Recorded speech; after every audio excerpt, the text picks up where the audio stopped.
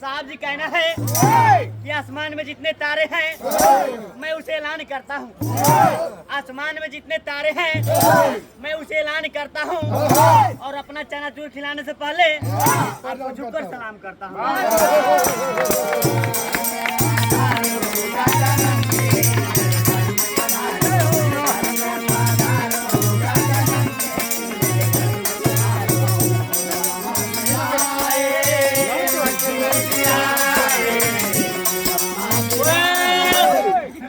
कहना है कि आसमान की बुलंदियों पर नाम हो आपका, आसमान की बुलंदियों पर नाम हो आपका, ये चांद सी धरती मुकाम हो आपका। हम तो रहते हैं एक छोटी सी दुनिया में।